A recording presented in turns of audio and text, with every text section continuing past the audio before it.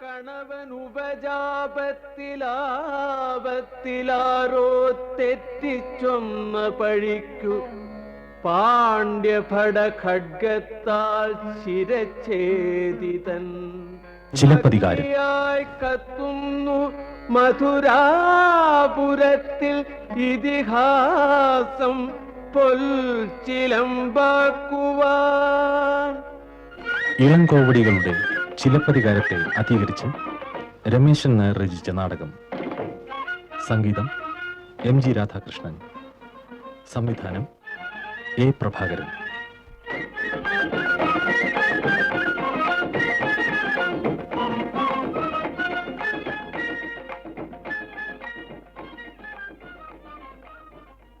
പതിവ്രതമാരുടെ പരിശുദ്ധിക്ക് പേരുകെട്ട ചോരനാട്ടിന്റെ മകളാണ് ഞാൻ. ദുഷ്ടനായ രാജാവേ, നൃപനീതിയെക്കുറിച്ച് പ്രസംഗിക്കുന്നുണ്ടല്ലോ. നെഞ്ചിൽ കൈവച്ച് പറയാമോ നിനക്ക്? എന്റെ ഭർത്താവാണ് നിന്റെ പട്ടമഹർഷിയുടെ ചിലമ്പ് മോഷ്ടിച്ച കള്ളനെന്ന്? പറയൂ.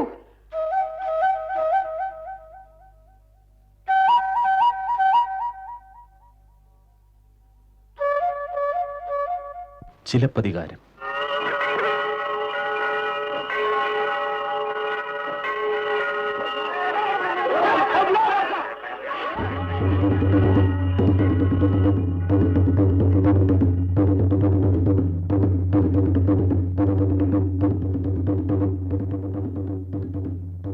ആര്?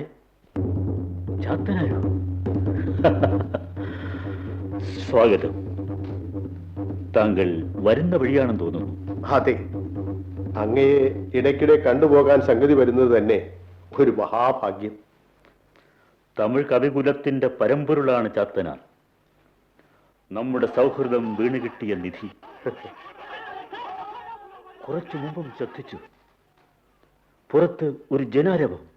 കുറെ മലങ്കുറവന്മാരെ അവിടെ കണ്ടു. ആരെവിടെ? സ്വാമി. അവരുടെ കൂട്ടത്തിൽ മൂപ്പന് വരാൻ പറയൂ. ഉത്തരവ്. അവർക്ക് എന്തെങ്കിലും ഉണർത്തിക്കാൻ കാണും.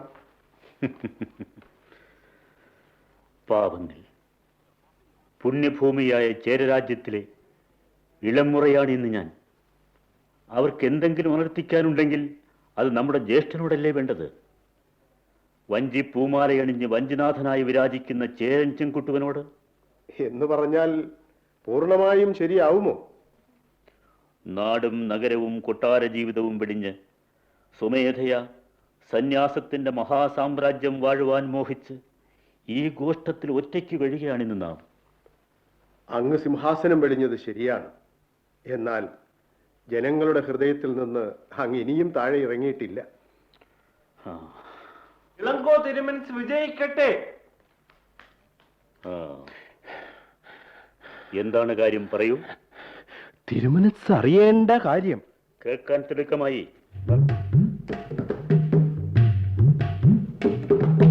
കരിമലയിൽ പോയി തങ്ങി കുരുവികളെയാട്ടി ദിനദിനും പൈങ്കിളികളെ ഓടിച്ചു വിരട്ടി അരുവികളിൽ മുങ്ങി തൂടിച്ചു വരും ഞങ്ങൾ.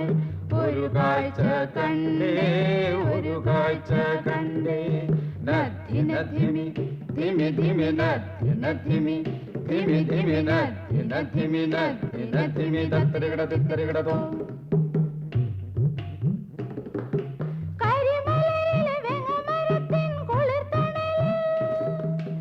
ഒരു മുല മാത്രമുള്ളൊരു പെൺകുടി നിന്ന ശ്രീവല്ലിയെ പോലെ നിൽക്കുന്നോരമ്മേ, ആരു നീ ആരെന്നു ഞങ്ങൾ അറിഞ്ഞു.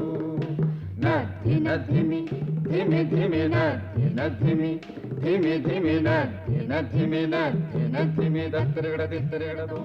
അങ്ങനെയോ? അതേ തിരുമേനി. കരിമലയിൽ തിന്നാൻ വരുന്ന ഗുരുവുകളെ ആട്ടി ഓടിച്ച് അരുവിയിൽ നീരാടി രാവിലെ അടിയങ്ങൾ ചെങ്കുന്നിന്റെ താഴ്വരയിൽ എത്തിയപ്പോൾ അപ്പോൾ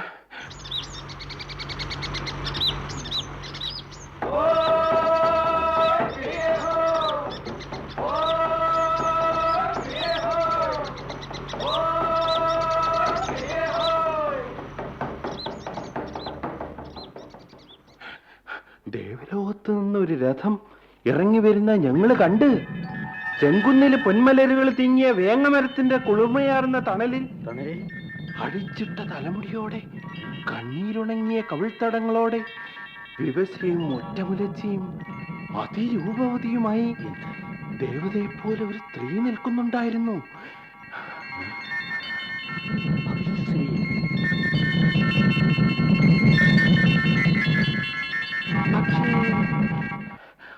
അടിയങ്ങൾക്ക് ഈ പഴങ്കണ്ണുകളെ അവിശ്വസിക്കാൻ നിവൃത്തിയില്ല തിരുമേനി. ഞങ്ങൾ നോക്കി നിൽക്കെ ദേവേന്ദ്രൻ രഥത്തിൽ ആ സ്ത്രീരത്നത്തെ കയറ്റി അവളുടെ കണവനോടൊപ്പം ഇരുത്തി സ്വർഗത്തേക്ക് ഉയർന്നു പോവുകയാണ് ഉണ്ടായത്. ശരിയോ? ഇളങ്കോവടികളായ പൊന്നുതമ്പുരാന് മാത്രമേ ഇതിന് അന്തരംഗം കാണാനാവൂ എന്ന് അടിയങ്ങൾക്ക് തോന്നുന്നു. ശരി, നിങ്ങൾ പൊയ്ക്കൊള്ളൂ. ഇപ്പോൾ തന്നെ അന്വേഷിച്ചു തുടങ്ങാം. അത്ഭുതം തന്നെ അല്ലേ ചാത്തനാർ? അതെ. എന്നിട്ടെന്താണ് ഒന്നും മിണ്ടാത്തത്? ഒരുപാട് പറയാനുണ്ട്. അതുകൊണ്ട് നാട് ചുറ്റി നടക്കുന്ന എനിക്ക് ആ ഒറ്റമുലച്ചിയുടെ കഥ അറിയാം, ആദ്യം മുതൽ അവസാനം വരെ. ഭാഗ്യമായി. എന്നാൽ പറഞ്ഞു തുടങ്ങൂ. അത്തിമാല ചൂടിയ ചോഴ മഹാരാജാവിൻ്റെ പുരാതന നഗരങ്ങളിൽ വെച്ച് നിലയ്ക്കാത്ത മഹിമ കലർന്ന കാവേരി പൂമ്പട്ടണത്തിൽ കോവലൻ എന്നൊരു വണിക്കുര യുവാവ് വാണിരുന്നു. എന്നിട്ട് അതിരൂപവതിയും അത്ര തന്നെ ശീലാവതിയുമായ കണ്ണകി എന്ന കന്യകാരത്നത്തെ അവൻ പാണിഗ്രഹണം ചെയ്തു.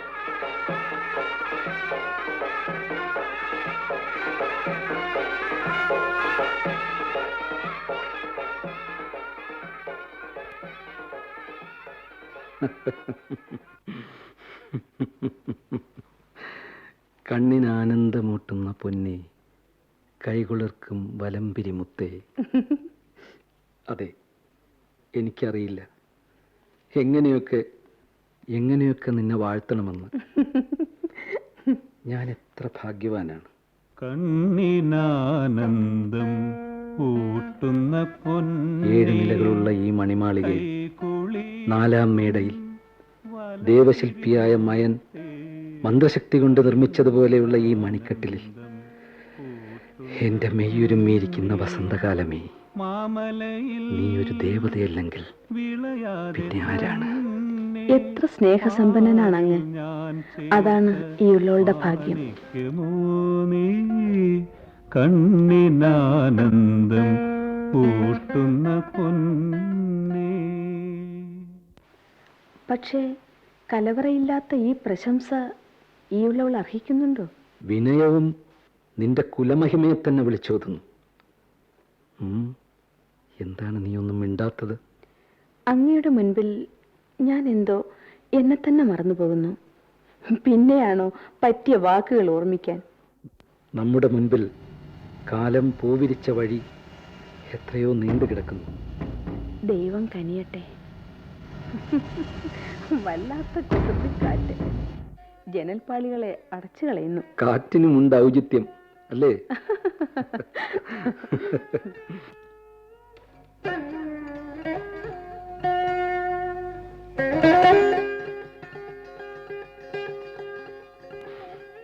വേളിപ്പന്തലിൽ വെച്ച് ആളുകൾ എന്തൊക്കെയാണ് പറഞ്ഞു കളഞ്ഞത്.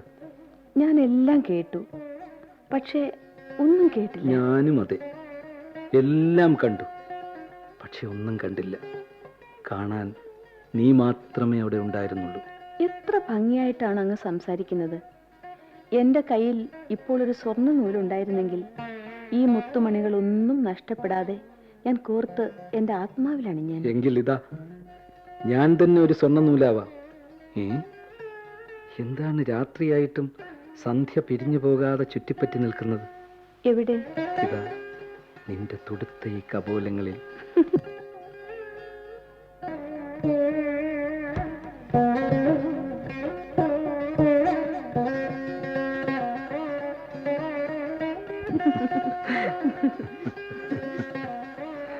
എനിക്കൊരു മഞ്ഞുകട്ടയാകാൻ കഴിഞ്ഞില്ലല്ലോ എന്നാണ് ഖേദം. ഊഷ്മളമായ ഈ വാക്കുകളുടെ ഇളം കതിരുകളേറ്റ് എല്ലാം മറന്നുരുകാൻ. അലിഞ്ഞലിഞ്ഞില്ലാതെയാവാൻ. നേരം വൈകിയോ? നമ്മൾ ഇത്രയും നേരം എന്തൊക്കെയാണ് പറഞ്ഞത്? ആവോ.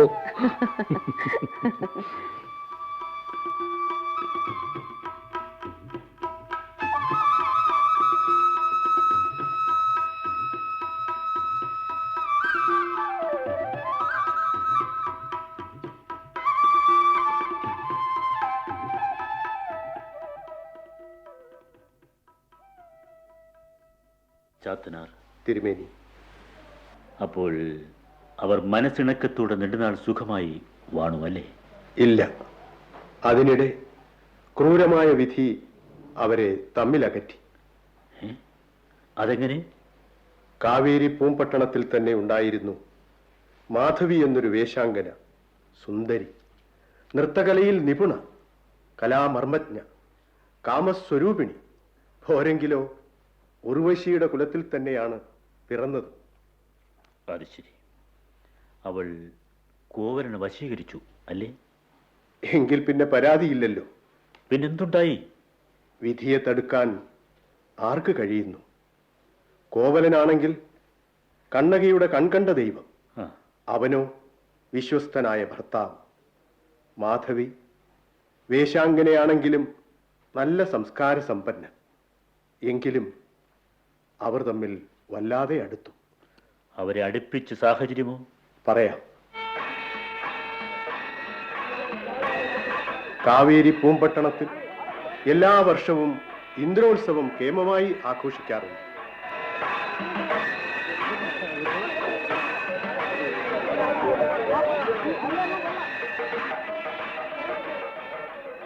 ഒരു തവണ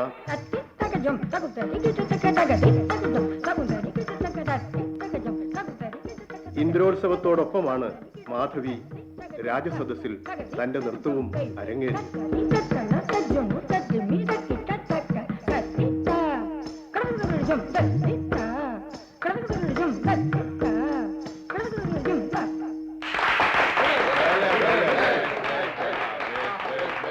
ഉർവശിയുടെ കുലത്തിൽ പിറന്ന കലാരത്നം, നമ്മുടെ നാടിന് അഴിയാത്ത സമ്പത്താണ് നീ.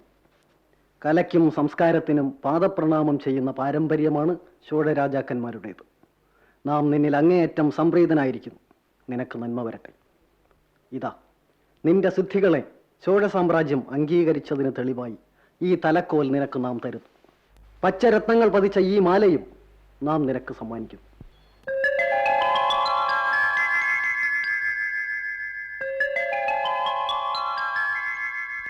നമസ്കാരം സ്വാമി. എല്ലാം അങ്ങയുടെ അനുഗ്രഹം.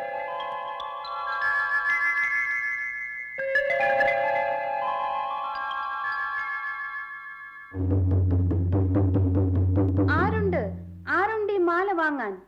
നൃത്തകലാവല്ലഭയായ മാധവിക്ക് ചോഴമുന്നൻ സമ്മാനിച്ച ഈ മാല വാങ്ങാൻ ആണുങ്ങൾ ആരുണ്ട്?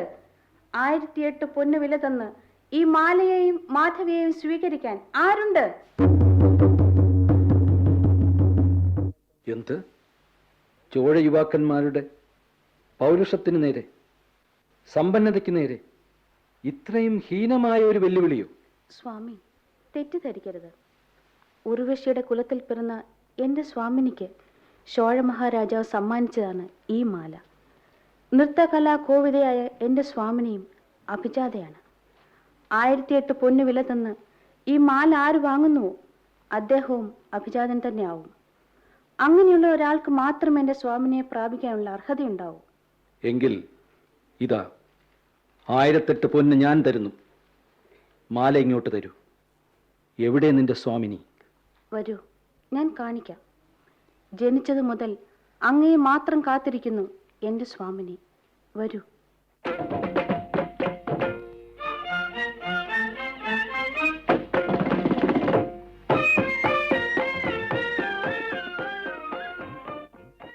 എനിക്ക് തെറ്റിയില്ല. എനിക്കും. ഞാനിപ്പോൾ എവിടെയാണ്? ചോഴരാജ്യത്തിൽ ഇങ്ങനെയും ഒരു സ്വർഗമോ? 1008 പൊന്നു കൊടുത്ത് മറ്റൊന്നും ആലോചിക്കാതെ അങ്ങ് മാല വാങ്ങി അല്ലേ? അതെ. പക്ഷേ മാറിലണിയാൻ പോകുന്നത് നിന്നെയാണ്. ഈ ഉള്ളവളുടെ ഭാഗ്യം.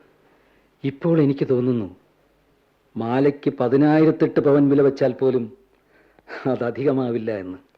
അങ്ങേ തന്നെ കിട്ടുമായിരുന്നെങ്കിൽ മാലയ്ക്ക് വിലയെ വെക്കേണ്ടിയിരുന്നില്ല എന്നാണ് എനിക്ക് തോന്നുന്നത്. നിന്റെ പാദങ്ങൾ മാത്രമല്ല മാധവി, മധുരമായ പദങ്ങളും നൃത്തം ചെയ്യുന്നു മനോഹരമായി. ഞാൻ എന്ത് സമ്മാനമാണ് നിനക്ക് തരേണ്ടത്? അങ്ങേ തന്നെ എനിക്ക് സമ്മാനിച്ചു കഴിഞ്ഞു. അതെ, അതും ശരിയാണ്. അല്ലെങ്കിൽ അത് തന്നെയാണ് ശരി. അത് മാത്രം. ഇതാ ഞാൻ നിന്റെ അക്രീതദാസൻ. അയ്യോ, മാപ്പ് മാപ്പ്, അബദ്ധമൊന്നും പറയരുതേ. വിളക്കിൻ്റെ നാളത്തിനും എൻ്റെ മനസ്സുപോലെ എന്തോ ഒരു ചാഞ്ചാട്ടം. ഞാൻ കുറച്ച് എണ്ണ ഒഴിക്കാം. വേണ്ട, ഇന്നത്തേക്ക് ഈ വെളിച്ചം മതി. ജാലകത്തിലൂടെ പുറത്തേക്കൊന്ന് നോക്കൂ. നിലാവിൻ്റെ വിളക്കിലും തിരിതാണു കഴിഞ്ഞു.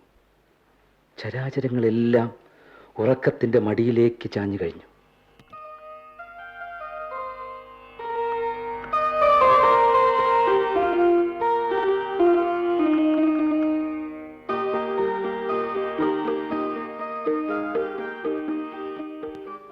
ഇനിയും നമ്മൾ മാത്രം ഉണർന്നിരിക്കണോ?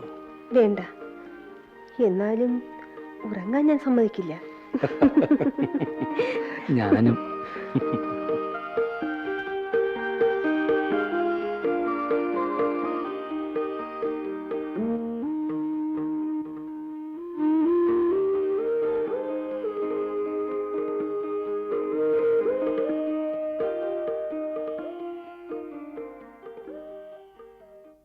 എണ്ണ വറ്റാത്ത ഈ വിളക്കിലും പ്രതീക്ഷയൊടുങ്ങാത്ത എൻ്റെ മനസ്സിലും തിരി നീട്ടി എത്ര കാലമായി ഞാൻ കാത്തിരിക്കുന്നു.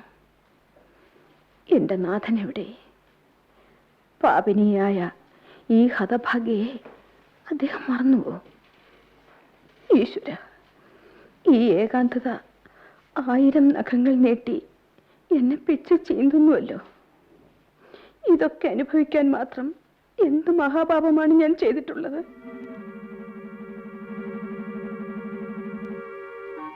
എന്റെ നാഥൻ മടങ്ങി വരില്ലേ? വരും, വരാതിരിക്കില്ല, വരും.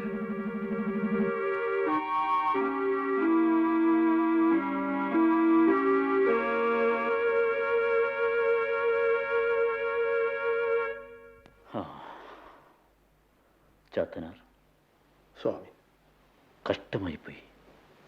മാധവിയുടെ സൗന്ദര്യക്കടലിലെ ചുഴികളിൽ നിന്ന് കോവലന് കരകയറാൻ കഴിഞ്ഞില്ല. അയാളെല്ലാം മറന്നു. പതിവ്രതയായ ഭാര്യ കന്യകയെയും തന്നെയും. അക്ഷന്തവ്യമായ കുറ്റം അല്ല, അതായിരുന്നു വിധി. എന്നിട്ടെന്തുണ്ടായി? വർഷങ്ങൾ കഴിഞ്ഞു. മാധവിയിൽ കോവലന് ഒരു മകളുണ്ടായി, മണിമേഖല. വിധി വീണ്ടും അതിൻ്റെ കരുക്കൾ നീക്കിത്തുടങ്ങി.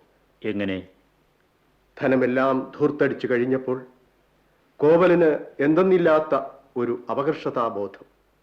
താൻ മാധവിയുടെ മുമ്പിൽ ചെറുതായി തീർന്നതുപോലെ, അവളുടെ ഓരോ ചലനവും വാക്കും തന്നെ പരിഹസിക്കുന്നത് പോലെ. മാധവിയുടെ സ്നേഹം യഥാർത്ഥത്തിൽ കുറഞ്ഞു? ഒരിക്കലുമില്ല. പക്ഷേ കോവലന്റെ ഭാവം കണ്ടിട്ട് അയാൾക്ക് എന്തോ നിരാശയുണ്ടെന്ന് അവൾ ധരിച്ചു.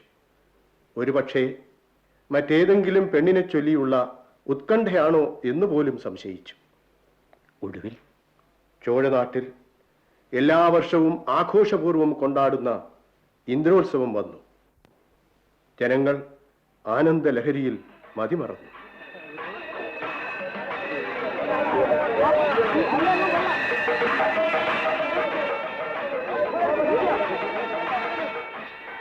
കാറ്റില്ലെങ്കിലും പടർന്നു കയറി എല്ലാം നശിപ്പിക്കുന്നതാണല്ലോ സംശയത്തിന്റെ തീയ്. ഇന്ദ്രോത്സവത്തിൽ കടൽക്കരയിലെ ചോലയിൽ വെച്ച് അവർ വീണ വായിച്ച് പരസ്പരം ദ്വയാർത്ഥ സൂചകങ്ങളായ കാനൽവരി പാട്ടുകൾ പാടി അന്യോന്യം പഴിച്ചു.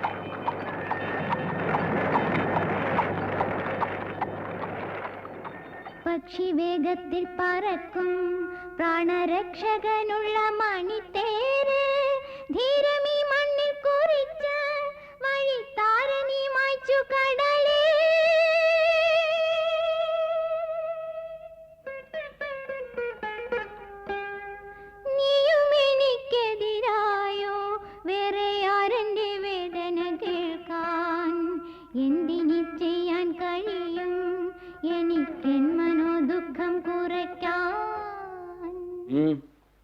പരിഹസിക്കുകയാണോ?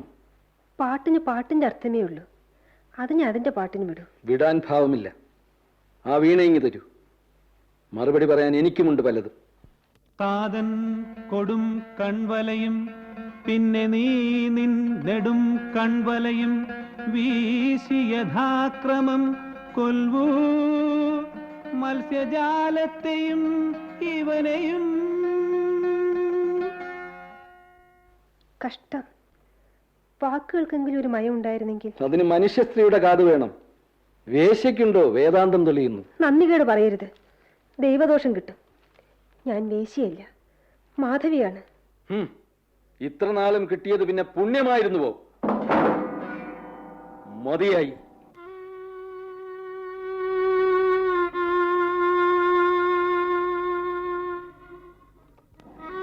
എനിക്ക് മതിയായി. ഞാൻ പോകുന്നു. നിൽക്കൂ, ദയവായി നിൽക്കൂ. ഇതൊന്ന് കേൾക്കൂ. പോയോ? ഈശ്വര, ഞാൻ എന്ത് തെറ്റ് ചെയ്തു?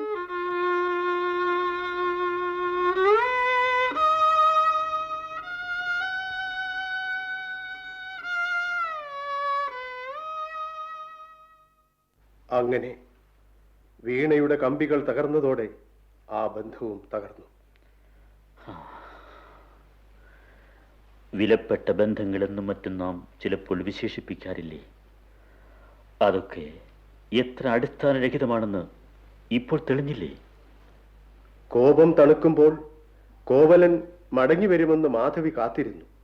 പക്ഷേ വന്നില്ല. നേരെ കണ്ണകിയുടെ അടുത്തേക്കായിരിക്കും പോയത്. അതെ. കണ്ണകി അവനെ സ്വീകരിച്ചോ? അതെ, സസന്തോഷം സ്വീകരിച്ചു. യാതൊന്നും സംഭവിക്കാത്തതുപോലെ. ഈ മണ്ണിനേക്കാൾ എത്ര വിശാലമാണ് ഈ മണ്ണിൽ പിറന്ന പെണ്ണിന്റെ മനസ്സ്. ഇതിനേക്കാൾ ഉള്ളു നോവിക്കുന്ന ഒരു പുനഃസമാഗമ രംഗം മറ്റെവിടെയെങ്കിലും ഉണ്ടായി കാണാൻ ഇടയില്ല. ഒരു നിമിഷം നിൽക്കൂ ചാത്തനാർ. ആ രംഗം ഞാനൊന്ന് കണ്ടു നോക്കട്ടെ. ഈ കണ്ണുകൾ രണ്ടുമടച്ച്.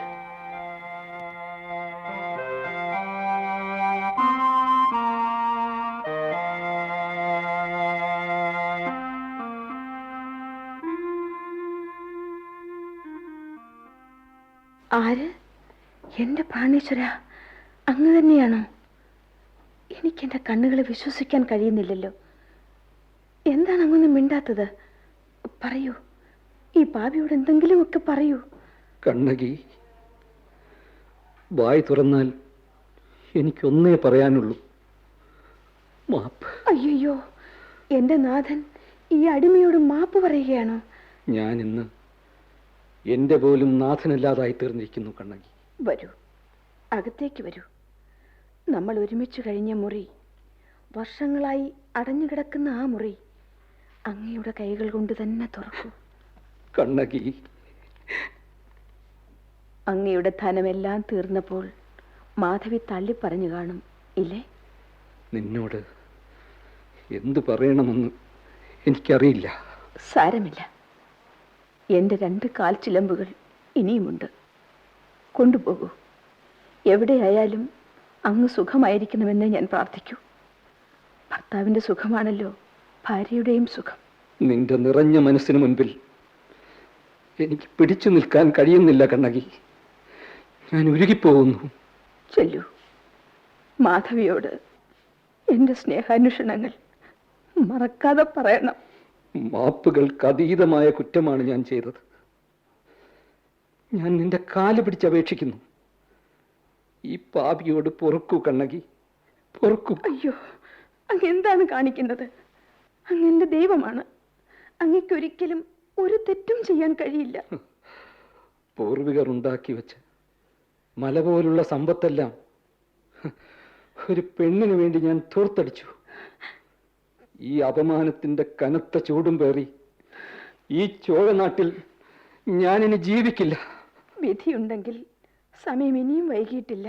അതെ, അതെ കണ്ണകി, എല്ലാം മറന്ന് നമുക്കൊരു പുതിയ ജീവിതം ആരംഭിക്കണം. ഈ രാത്രി തന്നെ നമുക്ക് പോകാം. മധുരയിലെത്തി നിന്റെ കാൽച്ചിലമ്പുകളിൽ ഒന്ന് വിൽക്കാം. ആ ധനം കൊണ്ട് നഷ്ടപ്പെട്ടതെല്ലാം ഞാൻ വീണ്ടെടുക്കും. ഈശ്വര, എന്നോട് നീ കരുണ കാണിക്കാൻ തുടങ്ങുകയാണോ?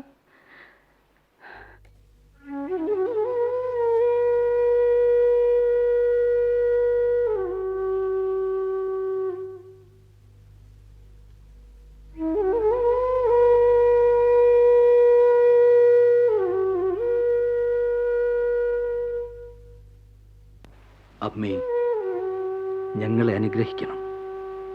നിങ്ങൾ ആരാണ് മക്കളെ? കണ്ടിട്ട് രതിയെയും മന്മഥനെയും പോലെ. എല്ലാം തകർന്നമ്മേ. ജീവിതത്തിൻ്റെ ഓരോ താളപ്പിഴകൾ, ചെയ്തുകൂടാത്തത് ചെയ്തതിൻ്റെ ശിക്ഷ, കുബേര പദവി കളഞ്ഞ് സ്വയം ദാരിദ്ര്യത്തിൻ്റെ ചെളിക്കുണ്ടിലേക്കുള്ള എടുത്തുചാട്ടം. ശരിയാണ് മക്കളെ, ജീവിതത്തിൽ പലതും സംഭവിക്കാം. എന്നാലും വിവേചന ബുദ്ധി തന്നെയാണ് വഴികാട്ടേണ്ടത്. ഞങ്ങൾ മധുരയ്ക്ക് പോവുകയാണമ്മേ, ഒരു പുതിയ ജീവിതം തേടി. വിലപ്പെട്ട 2 കാൽച്ചിലമ്പുകൾ കണ്ണകിക്ക് അവശേഷിക്കുന്നുണ്ട്.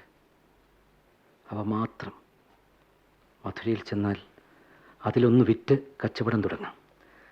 പക്ഷേ വിലപ്പെട്ട ആഭരണങ്ങളുമായി, പൂപോലുള്ള ഈ പെൺകൊടിയുമായി കൊടിയ രാത്രിക്ക് ദുർഗമമായ വനമാർഗങ്ങൾ താണ്ടി നിങ്ങൾ തനിച്ചു പോവുകയെന്ന് പറഞ്ഞാൽ എന്തോ എനിക്ക് നിങ്ങളെ അങ്ങനെ പറഞ്ഞയക്കാൻ തോന്നുന്നില്ല. ജീവിതത്തിൻ്റെ പന്ഥാവിനേക്കാൾ കഠിനമാണോ അമ്മേ മധുരയ്ക്കുള്ള മാർഗം? ഇപ്പോൾ ഞാൻ അങ്ങനെയേ പറയൂ. അമ്മ തന്നെ ഞങ്ങൾക്ക് രക്ഷ. കുറേ കാലമായി ഞാനും മോഹിക്കുന്നു മധുരയിലേക്ക് പോയി മഹാഗുരുവിൻ്റെ അനുഗ്രഹം വാങ്ങണമെന്ന്. ആ അവസരം ഇതുതന്നെയാവട്ടെ. ഞാനും പുറപ്പെടാം. നിങ്ങളെ ഈ അവസ്ഥയിൽ തനിച്ചു പറഞ്ഞയക്കുന്നത് മഹാപാപമാണ്.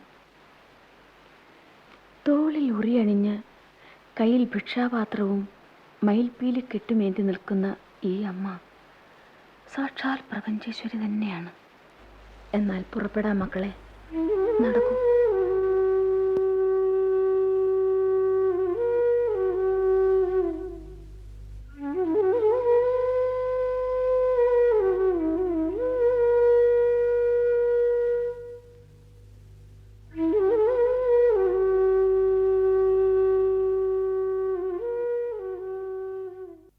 അങ്ങനെ കാടും നാടും ദിനരാത്രങ്ങളും എല്ലാം താണ്ടി അവർ തളർന്നും വലഞ്ഞും മധുരയിലെത്തി.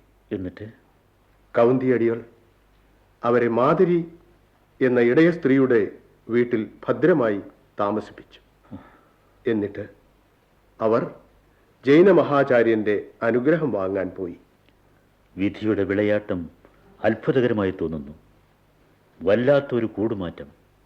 കണ്ണനും രാധയും ഇടയകുലത്തിൽ വീണ്ടും വന്നു ചേർന്നതാണോ എന്ന് മാതരിയും കൂട്ടരും സംശയിച്ചു പോയി. അവരെ സന്തോഷിപ്പിക്കാൻ ഇടയ കന്യകമാർ കൂത്താടുക പോലും ചെയ്തു. സാധുക്കൾ.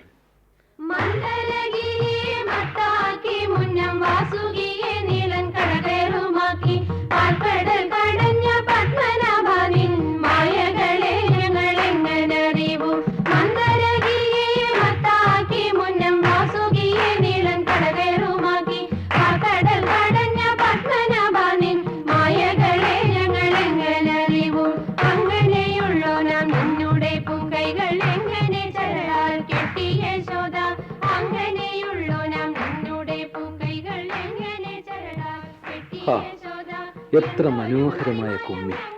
ഇടയ പെണ്ണായി ജനിക്കാനും ഭാഗ്യം വേണം. എനിക്കാകെ ശ്വാസം മുട്ടി തുടങ്ങി. ഇവരുടെ സ്നേഹ സൽക്കാരങ്ങളുണ്ടല്ലേ? അതെ, താങ്ങാൻ കഴിയുന്നതിലും അധികം സ്നേഹം.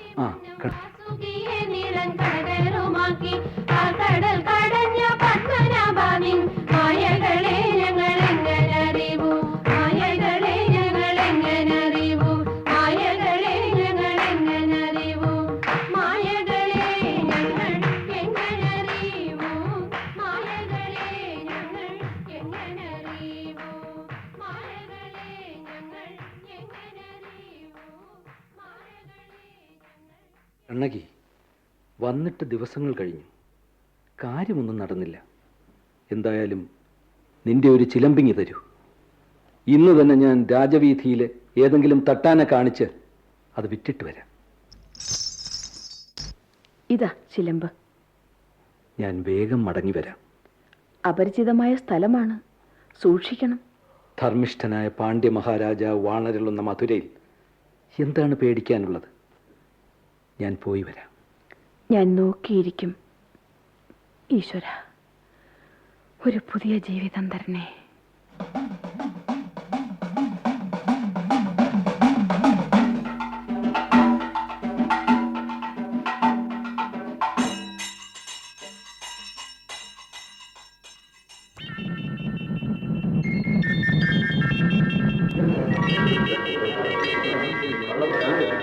ആളുകൾ എന്തൊക്കെയോ സ്വകാര്യം പറയുന്നല്ലോ. കാണുന്നവരെല്ലാം ഒരേ മട്ട്.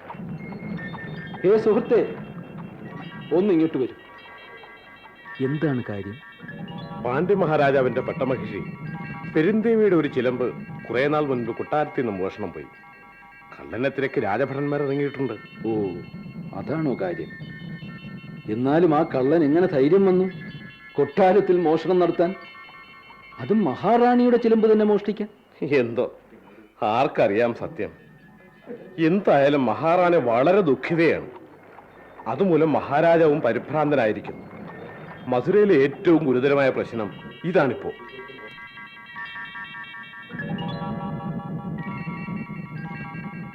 ഞാൻ കാവേരി പൂമ്പട്ടണത്തിൽ നിന്ന് വന്നതാണ്. എനിക്കിവിടെ പരിചയം പോരാ. എനിക്കൊരു ഉപകാരം ചെയ്യാമോ? പറയൂ. നല്ലൊരു തട്ടാൻ എനിക്ക് പരിചയമാക്കി തരാമോ? എനിക്ക് കുറെ ആഭരണങ്ങൾ വിൽക്കണമായിരുന്നു. അതിനെന്താ പ്രയാസം? ആ, വരൂ. രാജകൊട്ടാരത്തിന്റെ തന്നെ തട്ടാനാണ്. അയാളെ പരിചയപ്പെടുത്താം. ലേശം നടന്നാ മതി. ശരി, നടക്കാം. നോക്കൂ, ആ വരുന്ന തലപ്പാവുകാരനില്ലേ? ആ, അയാൾ തന്നെ. നിങ്ങൾ പോയി നേരിട്ട് സംസാരിക്കൂ. വലിയ ഉപകാരം. ശരി, ഞാൻ പോട്ടെ.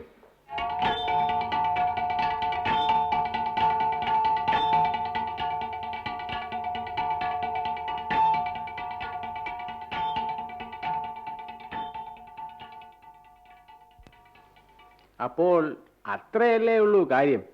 ഞാൻ ഏറ്റു. എന്തൊക്കെയാണ് വിൽക്കാനുള്ളത്? അധികമൊന്നുമില്ല. ആ, ഉള്ളതെല്ലാം തീർന്നു. ആ. ഇപ്പോൾ വിൽക്കാൻ ഒരു ചിലമ്പേ ഉള്ളൂ. ഒരു ചിലമ്പോ? അതും ഒരു ചിലമ്പ് മാത്രമോ? കാണട്ടെ കാണട്ടെ കാണട്ടെ. ഇതാ. എന്ത്? ആഹാ, ജോർജ് ജോർജ് ജോർജ്, ഭാഗ്യം. നിങ്ങൾ എന്തൊക്കെയാണ് പറയുന്നത്? ചിലമ്പ് നന്നേ ഇഷ്ടമായെന്ന് തോന്നുന്നു. ഇഷ്ടമായി ഇഷ്ടമായി. ഇങ്ങനത്തെ ഒരു ചിലമ്പ് ഞാൻ കുറെ നാളായി നോക്കിയിരിക്കുകയായിരുന്നു. രക്ഷപ്പെട്ടു. ഇതിനെന്ത് വില തരും? വിലയോ? എന്ത് വിലയും തരും. അങ്ങ് അറ്റത്തെ വില തരും. പക്ഷേ ഇത്രയും വിലപ്പെട്ട ഒരു ചിലമ്പ് അത് വാങ്ങാൻ സാധാരണക്കാരന് കഴിയുമോ?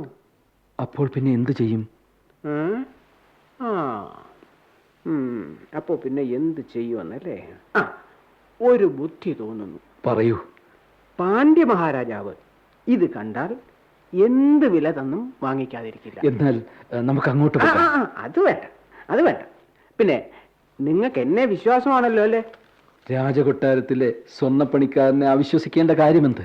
അതെ, അതാണ് എന്റെയും ചോദ്യം. അതുകൊണ്ട് നിങ്ങൾ ഒരു കാര്യം ചെയ്യേ. ദാ കാണുന്നില്ലേ ആ മരം? അതിന്റെ അപ്പുറത്ത് ആ വഴിയമ്പലം ഇല്ലേ? അതിന്റെ അവിടെ ആളൊഴിഞ്ഞ സ്ഥലം. അവിടെ നിങ്ങൾ ഇരിക്കുക. കേട്ടോ, ഒരല്പസമയം അവിടെ ഇരിക്കും. ഞാൻ വേഗം പോയി സമ്മതം മേടിച്ചിങ്ങി വരാം. കേട്ടോ, നിങ്ങൾ തന്നെ നേരിട്ട് ആദ്യം പ്രത്യക്ഷപ്പെട്ടാൽ ചിലമ്പിന്റെ വില അദ്ദേഹം വല്ലാതെ കുറച്ചു കളഞ്ഞാലോ? പോരെങ്കിൽ നിങ്ങൾ അത്യാവശ്യക്കാരനും. ശരിയാണ്. അതാ, ഞാൻ അവിടെ ഇരിക്കാം. നിങ്ങൾ പോയി എല്ലാം തീരുമാനിച്ചു വരൂ. ഇനി എല്ലാം ഭംഗിയായി നടക്കും. ഞാൻ നടത്തും. പോരെ, ഞാൻ ഇതാ വന്നു കഴിഞ്ഞു. കേട്ടോ. ദൈവമേ, അങ്ങനെ നീ എന്നെയും രക്ഷിച്ചു. മഹാറാണിയുടെ ഒരു ചിലമ്പ് മോട്ടിച്ചത് അന്തഃപുരത്തിനുള്ളിൽ പോലും രാപകൽ സ്വാതന്ത്ര്യമുള്ള ഞാനാണെന്ന സത്യം ഇന്നല്ലെങ്കിൽ നാളെ മഹാരാജാവ് അറിയാതിരിക്കില്ല. അറിഞ്ഞാൽ കഴുത്തിന് മുകളിൽ തലയുണ്ടാവുമോ? ആവൂ, രക്ഷപ്പെട്ടു. അതേപോലത്തെ ചിലമ്പ്. ഈ ചിലമ്പുമായി വന്നവൻ ശിക്ഷ അനുഭവിക്കട്ടെ, അല്ലാതെ ഞാനെന്ത് ചെയ്യും? അല്ല, അതിനിടയ്ക്ക് കൊട്ടാരം എത്തിയല്ലോ.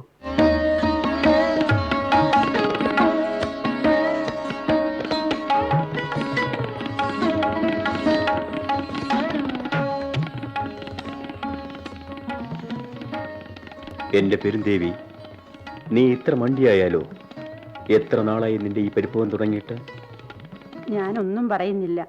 വീരശൂര പരാക്രമിയായി പേരുകേട്ട എൻ്റെ മഹാരാജാവിന് അന്തഃപുരത്തിൽ നിന്നും മോഷണം പോയ ചിലമ്പ് ഇതുവരെ കണ്ടെത്താൻ കഴിഞ്ഞില്ല എന്ന് പറഞ്ഞാൽ ആരെങ്കിലും വിശ്വസിക്കുമോ? ഒരല്പം കൂടി ക്ഷമിക്കൂ ദേവി. ഇന്നല്ലെങ്കിൽ നാളെ ആ ചിലമ്പ് ഇവിടെ എത്തും. ഇത് പാണ്ഡ്യരാജാവായ നമ്മുടെ വാക്കാണ്. നമ്മുടെ വാക്ക് ഒരിക്കലും പിഴക്കില്ല. എങ്ങനെ പിഴയ്ക്കും തിരുമേനി? ഇന്നോ നാളെയോ അല്ല, ഇതാ ഇപ്പോൾ തന്നെ ആ ചിലമ്പ് ഇവിടെ എത്തിയിരിക്കുന്നു. അതെ തിരുമേനി, മോഷ്ടിച്ച ചിലമ്പ് വിൽക്കാൻ കള്ളൻ ശ്രമം നടത്തുന്നതിനിടയിൽ ഞാൻ കണ്ടു. എവിടെയാ കള്ളൻ? അവിടെ ആ വഴിയമ്പലത്തിൽ ഞാൻ ഭദ്രമായി ഇരുത്തിയിട്ടുണ്ട്. ധിക്കാരം! ആരെവിടെ? ഉത്തരം. അവൻ കള്ളനാണെങ്കിൽ കള്ളന്റെ കഴുത്ത് വെട്ടുവിൻ. ഉടനെ ചിലമ്പ് കൊണ്ടുവരുവിൻ. ഹാവൂ, എനിക്ക് എൻ്റെ ചിലമ്പ് തിരിച്ചു കിട്ടി. നമുക്ക് നമ്മുടെ സൗരനിദ്രയും തിരിച്ചു കിട്ടിയിരിക്കുന്നു.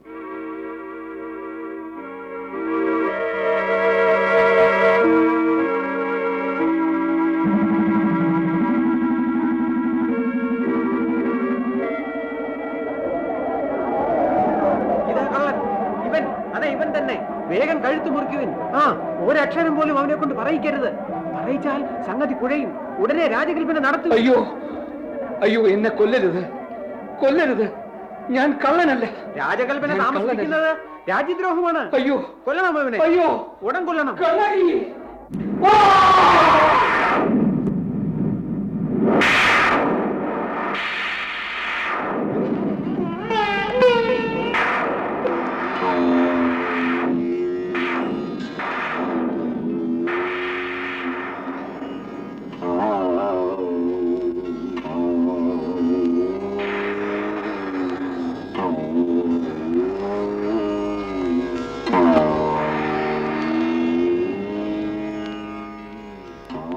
പാവം കണ്ണകി, അവൾ അനാഥയായി കാണുമല്ലേ?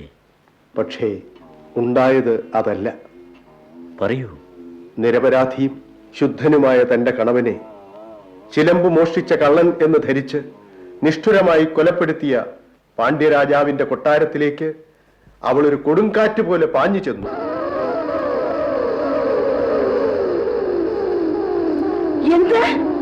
എന്റെ ഭർത്താവ് കള്ളനെന്നോ?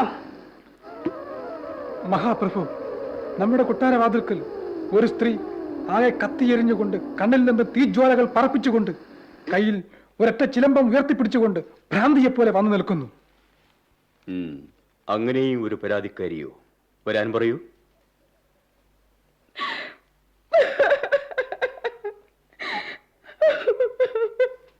ഭദ്രേ, നിലയ്ക്കാത്ത നിന്റെ ദുഃഖത്തിന്റെ ഹേതുവായിരിക്കുന്ന പരാതി എന്താണെന്ന് നമ്മെ ഉണർത്തിക്കൂ.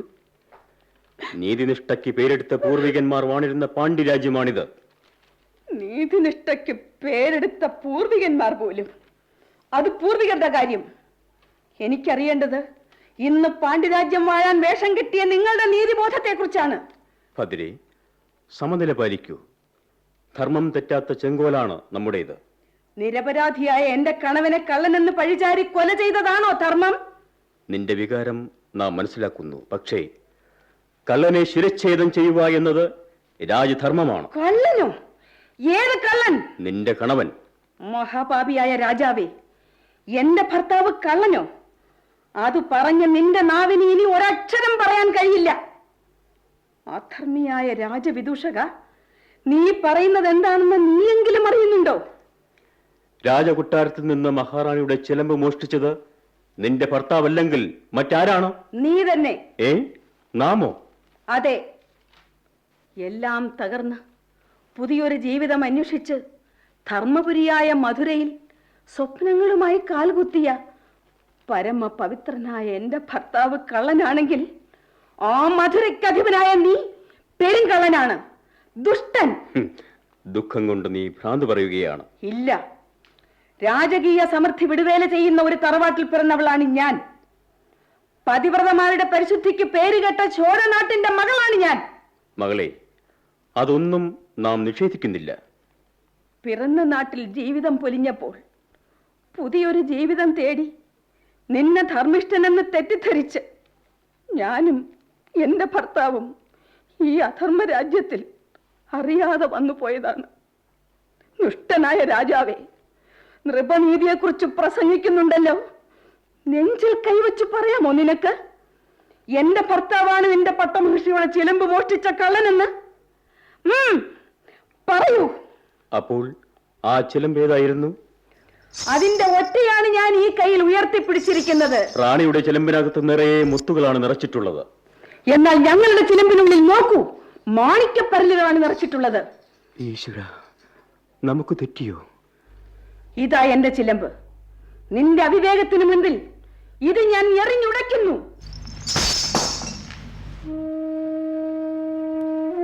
ഈശ്വര, ഇത് മുഴുവൻ മാണിക്കപ്പരലുകളാണല്ലോ. ധർമ്മം പിഴച്ചോ? നമുക്ക് നിർവനീതി തെറ്റിയോ? നമ്മുടെ ചെങ്കോൽ വളർന്നോ? ഇനി എന്ത് ജീവിതം ഇയാണ്? ഈശ്വര, നോക്കൂ കണ്ണില്ലാത്ത രാജാവേ, അധമനായ നീ നിന്റെ പാൽക്കണ്ണുകൾ തുറന്നു നോക്കൂ. കണ്ടോ? എല്ലാം മാണിക്കപ്പരലുകൾ. കണ്ടോ? നിന്റെ റാണിക്ക് മാത്രമേ വിലപ്പെട്ട ചിലമ്പണിയാൻ അർഹതയുള്ളൂ എന്ന് ധരിച്ച അല്പത്വം ലോകമറിയട്ടെ. നീതി അറിയാത്ത നിന്റെ രാജ്യം ഞാൻ നശിപ്പിക്കും. നിരപരാധിയായ എന്റെ ഭർത്താവിനെ വധിച്ച് നീ എന്നെ വിധവയാക്കിയില്ലേ? ഞാൻ എന്ത് തെറ്റാണ് ചെയ്തത്? പറയൂ, എന്റെ ദൈവതുല്യനായ കണവൻ എന്ത് തെറ്റാണ് ചെയ്തത്? പറയൂ.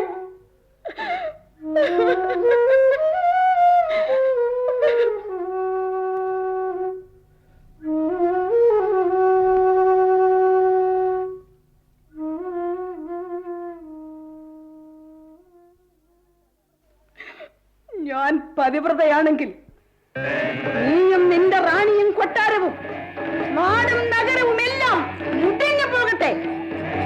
ഭർത്താവ് നഷ്ടപ്പെട്ട ഞാൻ എന്റെ മുല പറിച്ച് ഇതാ എറിയുന്നു.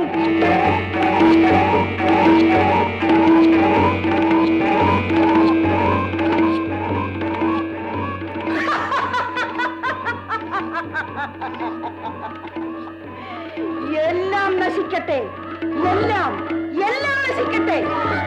ഞാൻ പതിവ്രതയാണെങ്കിൽ അഗ്നിദേവൻ ഇപ്പോൾ തന്നെ എന്റെ മുന്നിൽ പ്രത്യക്ഷപ്പെടട്ടെ.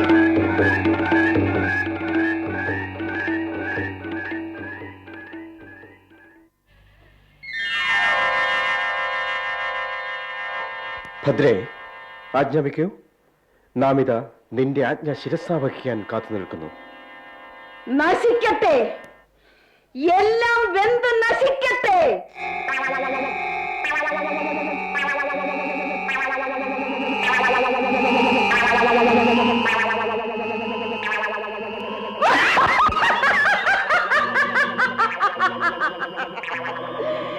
എല്ലാ അനീതിയുടെ ഉച്ചിഷ്ടവും വെന്തെരിഞ്ഞ് ചാമ്പലാകട്ടെ.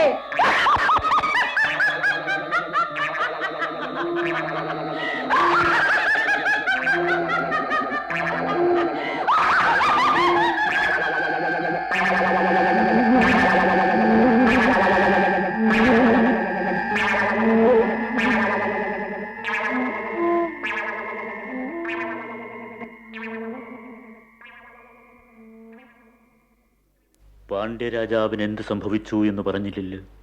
അറിയാതെയെങ്കിലും ചെയ്തുപോയ കുറ്റത്തിൽ പശ്ചാത്തപിച്ച് സ്വന്തം പ്രാണൻ ബലി കൊടുത്ത് അദ്ദേഹം ധർമ്മം സ്ഥാപിച്ചു.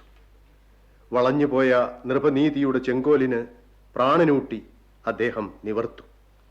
മറ്റാർക്കും കാണിക്കാൻ കഴിയാത്ത മാതൃക, ഉദാരമായ പ്രായച്ചിത്തം, എത്ര മഹത്തായ രാജധർമ്മമാണ് ആ രാജർഷി അനുഷ്ഠിച്ചു കളഞ്ഞത്.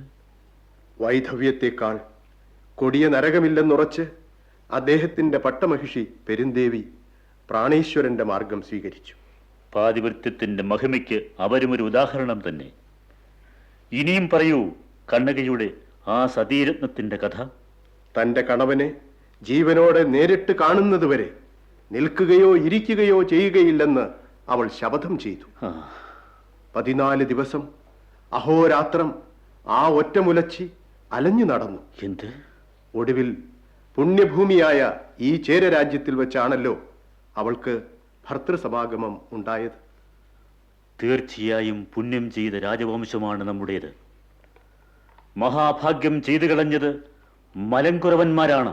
അതെ, ഈ അപൂർവ ദൃശ്യം നേരിൽ കണ്ടത് അവരാണല്ലോ.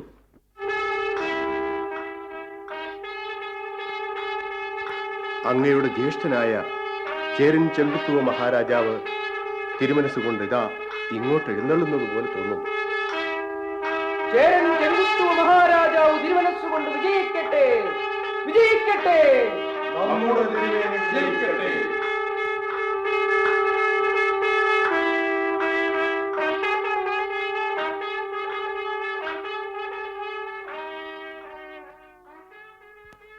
മഹാരാജാവ് തിരുമനസ്സിന് മംഗളം ഭവിക്കട്ടെ. വീരകേസരിയായി വിരാജിക്കുന്ന നമ്മുടെ ജ്യേഷ്ഠന് പ്രണാമം. വിവരങ്ങളെല്ലാം അറിഞ്ഞു കാണുമല്ലോ. എല്ലാം നാം അറിഞ്ഞു. മലങ്കുറവന്മാരെല്ലാം വിസ്തരിച്ച് തന്നെ ബോധിപ്പിച്ചു. നമ്മുടെ നാടിന്റെ പുണ്യം, ആ പതിദേവതയെ നമ്മുടെ മാതൃസ്ഥാനം നൽകി ഈ കുന്നല നാട്ടിൽ പ്രതിഷ്ഠിക്കാൻ നാം തീരുമാനിച്ചു കഴിഞ്ഞു. അർഹമായ തീരുമാനം. ദിഗ്വിജയം നടത്തുന്നതിനിടയിൽ ഹിമാലയത്തിൽ ചെന്ന് ബിംബനിർമ്മാണത്തിനുള്ള ശുഭ്രശില കൊണ്ടുവരാൻ നാം ഇതാ പുറപ്പെടുകയായി. ജ്യേഷ്ഠന പതിദേവതയുടെ അനുഗ്രഹം വഴിനീളെ ഉണ്ടായിരിക്കട്ടെ. ഗംഗയിൽ നീരാടിച്ച് നമ്മുടെ ശത്രുരാജാക്കന്മാരായ കനകവിജയന്മാരുടെ ശിരസിൽ ചുവപ്പിച്ച് വിജിഗീഷുമായി നാം വൈകാതെ മടങ്ങിയെത്തുന്നതായിരിക്കും. എത്രയും വേഗം കുന്തല നാട്ടിൽ ആ മാതൃസ്വരൂപിണിയെ പ്രതിഷ്ഠിക്കുക തന്നെ വേണം. ഇളംകോയോട് വിവരമറിയിക്കാനാണ് നാം വന്നത്. സൈന്യങ്ങൾ ഒരുങ്ങിക്കഴിഞ്ഞു. എന്നാൽ പുറപ്പെടട്ടെ. മഹാരാജാവ് തിരുമനസ്സുകൊണ്ട് വിജയപൂർവം മടങ്ങുമാറാകാം. വഞ്ചിമാലയണിഞ്ഞ വീരകേസരി മഹാരാജാവ് ചേരൻ ചെങ്കുട്ടുവൻ നീടാൾ വാഴട്ടെ, നീടാൾ വാഴട്ടെ, നീടാൾ വാഴട്ടെ.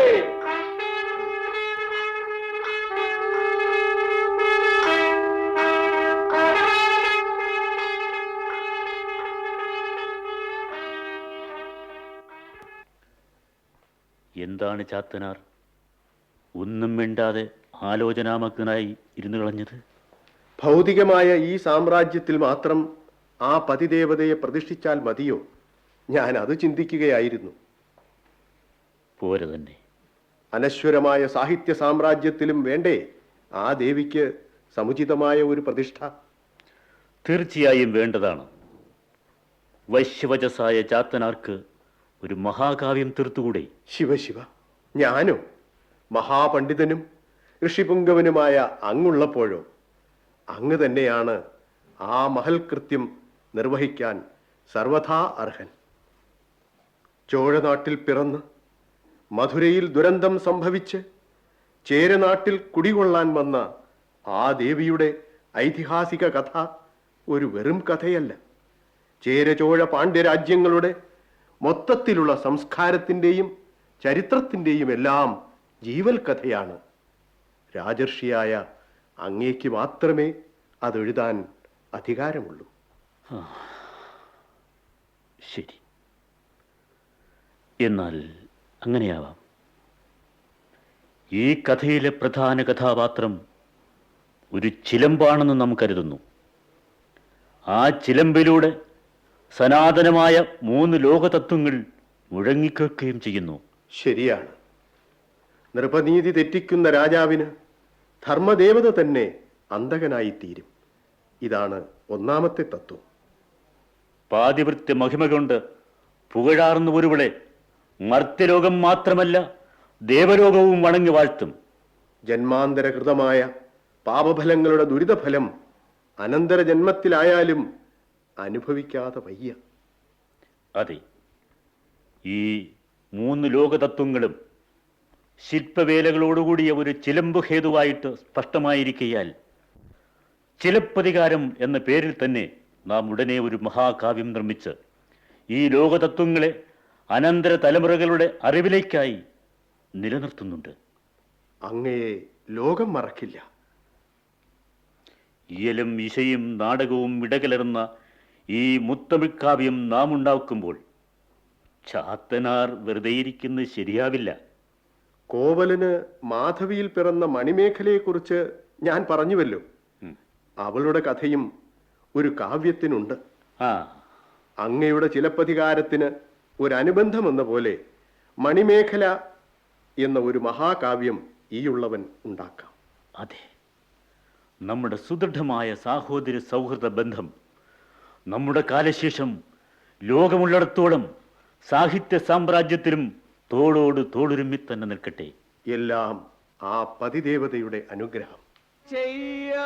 കണവനുപജാപത്തിലാപത്തിലാരോ തെറ്റിച്ചൊന്ന പഴിക്കു പാണ്ഡ്യഭട ഖഡ്ഗത്താൽ ശിരച്ഛേദിതൻ ഒറ്റ കൈയിലുയർത്തി നീ മറുപടി പൊന്നിൻ ചിലമ്പ് അഗ്നിയായി കത്തുന്നു മധുരാപുരത്തിൽ ഇതിഹാസം പൊൽച്ചിലമ്പാക്കുവാൻ. ചിലപ്പതികാരം നാടകം സമാപിച്ചു. പങ്കെടുത്തവർ S Venu, Madavoor Bhasi, S Ayyappan Nair, Ravi Vallathur, M Somasekharan Nair, Alex Vallakkalil, P Thankachan, Chirayinkeezhu Rajan, K S Rana Prathapan, Kattakada Premkumar, Rameshan Nair, K Ponnappanpillai, T P Radhamani, Leela Panicker, Marykutty, Dolly, K V Girija. ഗാനങ്ങൾ Ravindranatha Menon, Markose, G Gatha. Effects K S Gopalakrishnan, R Venkataraman, B Sasikumar, Mani, Chidambarayyar, Michael, Gomathi Chidambaram, R Subbalakshmi, Akashvani ഗായക സംഘം. സാങ്കേതിക സഹായം ജി രമേശ് ചന്ദ്രൻ. രചന രമേശൻ നായർ. സംഗീതം എം ജി രാധാകൃഷ്ണൻ. സംവിധാനം എ പ്രഭാകരൻ.